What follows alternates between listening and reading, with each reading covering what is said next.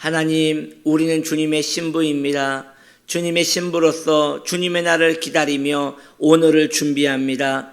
주님, 우리는 어제와 내일을 알 수 없으나 하나님의 자비하심으로 머물러 있사오니 우리를 인도하시옵소서, 단장시켜 주시옵소서, 믿음으로 살 수 있도록 우리의 중심을 지켜 주시옵시고 늘 일정한, 늘 익숙한 우리의 한날이 설레는 한날 될 수 있도록 도와주시옵소서. 예수님의 이름으로 기도드립니다. 아멘.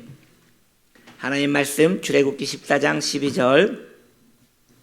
우리가 애굽에서 당신에게 이른 말이 이것이 아니냐. 이르기를 우리를 내버려 두라. 우리가 애굽 사람을 섬길 것이라 하지 아니하더냐.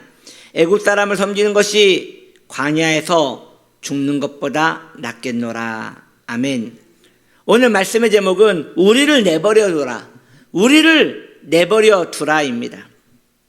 이스라엘 백성들은 이제 모세에게 따지듯이 항의를 하는 것이에요. 무엇이라 항의합니까? 이제 우리를 내버려 두어라. 모세요, 우리가 이제 애국 사람을 섬길 것이니 이제 우리를 좀 내버려 두어라 라고 말하고 있습니다. 믿음의 전쟁이 그들에게 너무 힘이 들었습니다. 이제 그만 투쟁하고 이제 그만 싸우고 차라리 싸움 없는 복종하던 그때로 돌아가고 싶은 마음이 있는 것입니다. 그때는 늘 학대를 받고 채찍을 맞으며 무리한 요구를 들어줄 수밖에 없었을 때였습니다. 그런데 적어도 그때는 목숨이 오가는 전쟁은 없었습니다. 이스라엘 백성들은 그 당시 채찍을 맞고 줄을 서서 음식을 받기 위하여 정말 배고프게 일을 하였고 또 자신의 자녀까지도 계속 노예로 살아가야 한다는 이 압박 속에서 괴로워했던 기억은 모두 사라지고 이제 목숨이 아까워 전쟁을 피하는 그러한 마음, 안도된 마음을 사모하게 된 것입니다. 이것이 노예근성입니다. 뼛속까지 자신의 안일함을 추구하는 노예근성입니다. 그러므로 노예근성이 있는 사람은 도전하지 않습니다. 익숙한 곳에 머물러 있기를 좋아하는 것이지요. 도전하는 것을 싫어합니다. 그저 머물러 있는 것에 만족하는 것입니다. 오늘날 성도에게도 이러한 모습이 나타나는 것을 우리가 알 수 있지 않습니까? 분명 하나님을 경험하였습니다. 하나님 살아계시는 것도 압니다. 구원도 압니다. 천국도 압니다. 그러나 그 길을 가는 것이 얼마나 어렵고 복잡하고 험난한 투쟁의 길인지도 알게 되었습니다.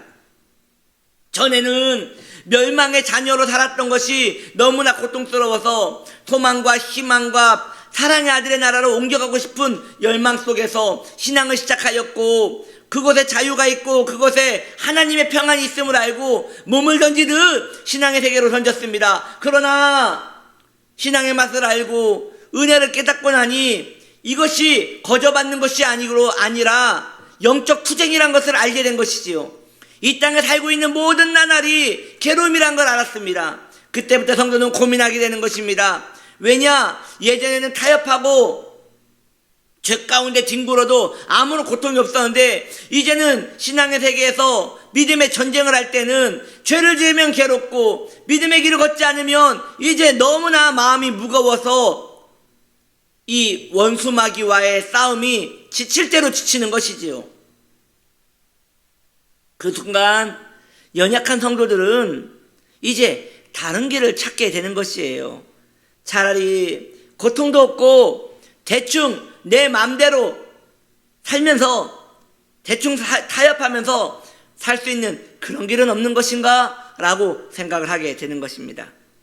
그렇게 성도의 길은 날이 선 칼날 같은 신앙생활에서 무디고 둔한 둔탱이 같은 신앙생활을 하게 되는 것입니다.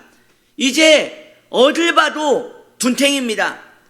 뾰족하고 날카로운 면 하나도 없고 모두 둥글둥글 네 그렇지요 그럴 수 있지요 그럼요 하면서 둥글둥글 뒹굴면서 신앙생활을 하게 되는 것이죠.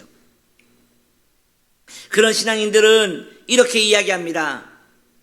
아이 대충 합시다. 다 그런 것 아니겠습니까? 연약해서 그런 것 아닙니까? 이해하며 삽시다. 이런 식의 신앙생활은 그 성도와 그 주위의 성도들에게 안정감을 줄 것입니다. 그러나 그 길은 어둠입니다. 그 길은 하나님의 길이 아닙니다. 그러기에 결국 원수의 꼬임에 빠질 것이에요. 자신의 신앙생활에서 미끄러져 나가고 있는 것을 모르는 채 원수의 어둠 속으로 미끄러져 내려가게 될 것입니다. 그러므로 이제 믿음의 성도님들이여 어찌 사셔야겠습니까? 저는 지금까지 성도의 안일함에 대하여 말씀드렸습니다.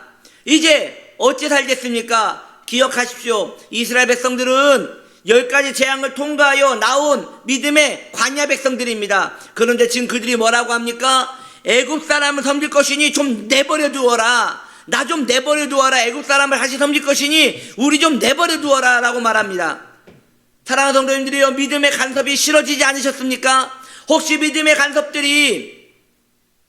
간섭들이 귀찮고 마음이 답답하고 힘들지 않습니까? 그렇다면 저와 여러분도 지금 동일하게 이스라엘 백성들 같이 광야에서 애굽으로 돌아가고자 하는 그런 회귀 본성이, 타락한 본성이 드러나고 있는 중일 것입니다.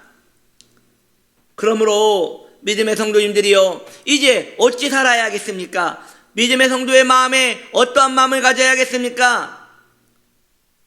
신앙의 투지가 필요합니다. 신앙의 투지가 필요합니다. 신앙은 거룩한 투지가 있어야 하는 것이에요.